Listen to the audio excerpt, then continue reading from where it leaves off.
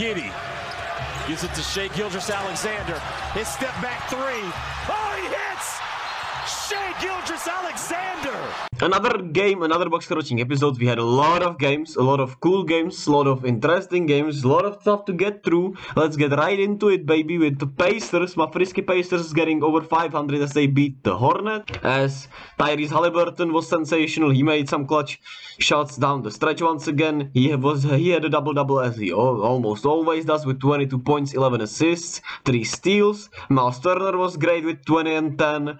Andrew Nembhard continues to play really solid as the starting 2-guard with 13 points. Benedict Mathurin off the bench at 20 once again as he has been claimed the #1 rookie right now as Paolo Banchero is injured. And for the Charlotte Hornets, it was great to see LaMelo back in action playing really good, but he got injured as he hurt his ankle again as he stepped on a fan, on a foot of a fan courtside, which is a damn shame. A really unlucky situation, but what can you do, man? Hopefully it's nothing too major. Hopefully he'll be back as soon as possible and we can see him play basketball, because it's really fun to watch him play basketball. Next up, we had the T-Wolves getting a feel-good victory against the Magic as they are climbing back to 500 with Anthony Edwards, who was sensational. 35, 8 and 6, 12 of 20 from the field, 7 of 13 from the three-point line. Man, it's been great to watch him when he's engaged. Hopefully he can be as more engaged as possible,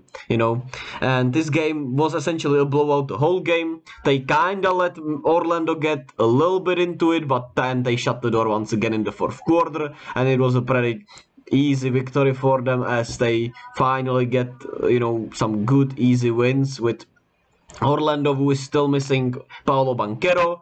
Bol was sensational today. He had 26 and 12, and it was great because, he's in my fantasy.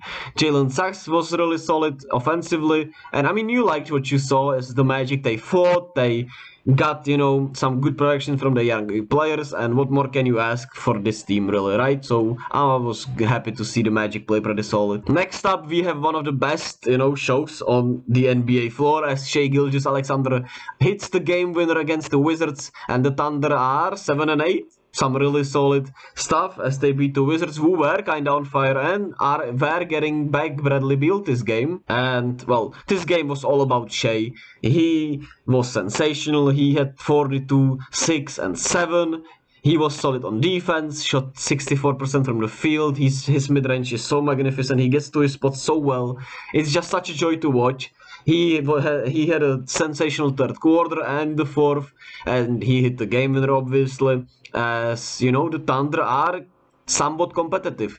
Hopefully they can field as competitive a team next year, so we can watch Shai in meaningful games. I would love for the Thunder to be a play-in team this year, so we could watch Shai in a one game elimination. So it would be really fun. And yeah, shout out to Lou Dort. He was pretty solid, okay, but also, and the bench was really solid today. Especially in the water, shout out to him. But it's just about Shai, man. Love me some Shai. Everyone does. Everyone who loves basketball loves them some Shai, I would say. As for the Wizards, the bench really did them in today. As the starters were really good. Porzingis 27 and 9. His season has been really under. I feel like it's been kind of under the radar how good he's been this year so far, and he's been able to be healthy. Bradley Beal came back and was really solid. He hit the clutch mid-range that could have won it, but well, Shai is Shai. Kyle Kuzma was solid, Denny Avdija was solid, Monte Morris was solid, but the bench was bad, except for Rui Hachimura, who played just 18 minutes. But he was good. But everyone else kinda sucked off the bench, especially on defense. Then we had Celtics, who, man, beat the Hawks in Atlanta with Jason Tatum struggling. Man, the Celtics are scary. The Celtics are scary and dangerous. They were missing Marcus Smart, Malcolm Brogdon. Even though Jason Tatum struggled, they shot 45% from the triple line, 55% from the field, and it was more about how good their offense is than how bad Atlanta defense was today. The offense is just so good. They got Sam Hauser out there playing 28 minutes, plus 35, 5 of 6 from the triple line, 6 rebounds, 15 points. Man, where do they find these guys? Peyton Pritchard, 14 points, 4 of 6 from the three-point line. Sensational stuff, man. They're one hell of an offensive team. They got the best offense in the league. Their defense is really good also. Jason Tatum just 19, 7, and 8, and it didn't matter. He was still really great, just didn't, his shot didn't fall. Jaylen Brown 22 and 5. He's been sensational from the mid-range. Great win for the Celtics, and a rough loss for the Hawks as Trae Young still not, shooting as well as he could. DeJounte Murray was pretty solid, but man, it was a rough game. Let's just forget about this game for the Hawks. They all kind of struggled. They were in the game, a little bit hanging in there, but they just didn't have enough today. Next up, we had the Raptors winning against the Miami Heat at home, as the Heat were missing Bam Adebayo, but they were solid for most of the game. They were leading. It was a back and forth game, but the Raptors went on a huge run in the third quarter. Then in the fourth quarter, they closed it out at home. As well, I would like to see Jimmy Butler take more shots, but hey. Nikola Jovic started in place of Bam. He was really good, 13 and 3. He was looking solid out there. It's a rough loss for the Miami Heat, as they were kind of on a roll, and it was a very winnable game. But Toronto is pretty decent themselves, so nothing to hang your head over with. But I don't believe in the Miami Heat this year.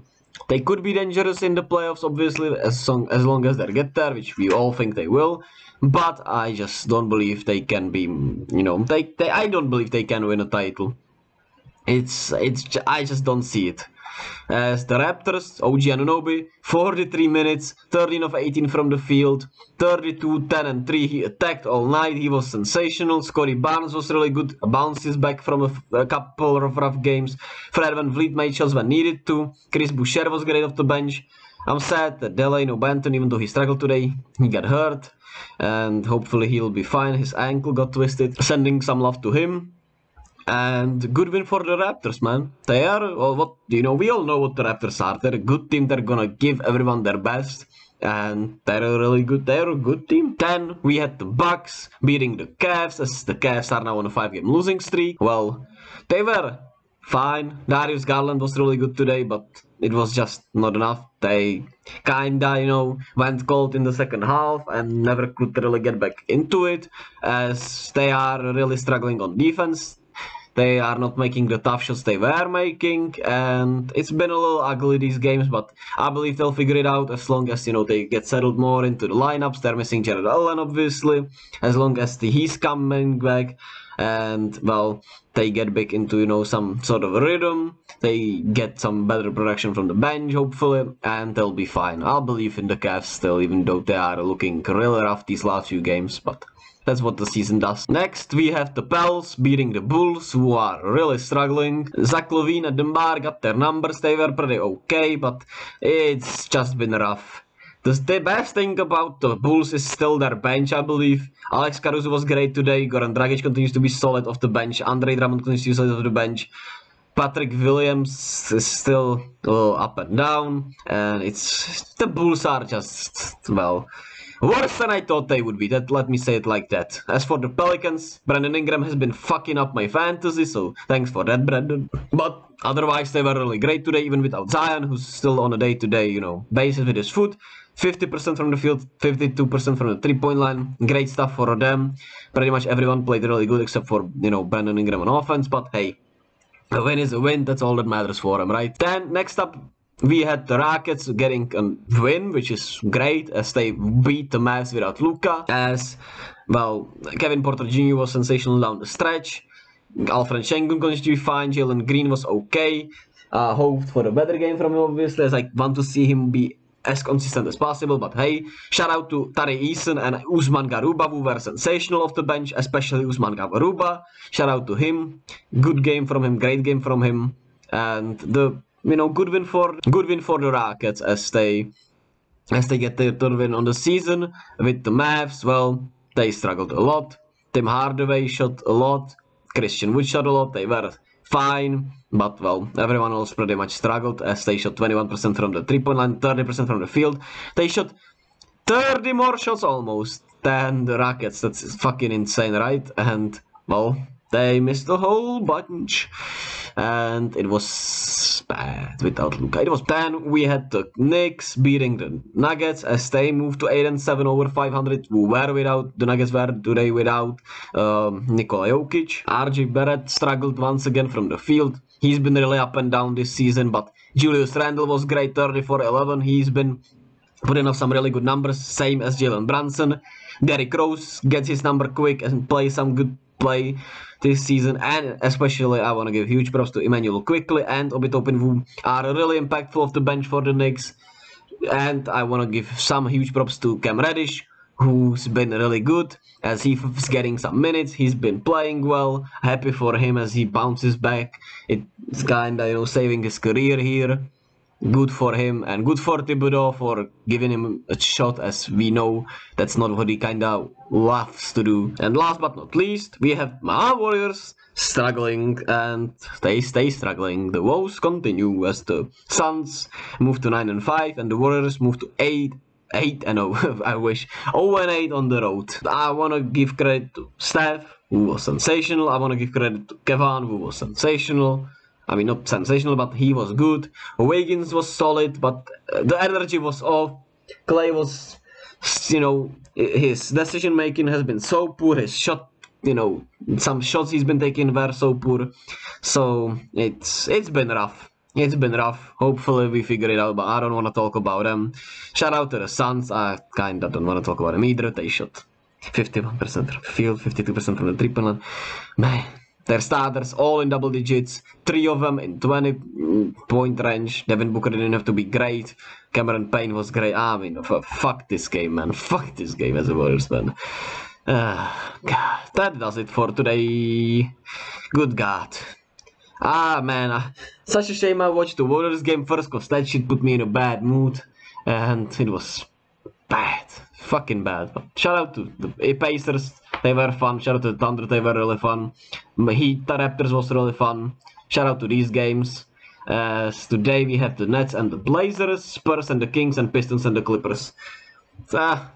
Some pretty mid matchups, but Kings are fun to watch. The Nets against the Blazers should be pretty fun, and the Pistons against the Clippers, I don't know about that one, dog. But I'll be here to cover them all, don't you worry, with another box crouching episode tomorrow.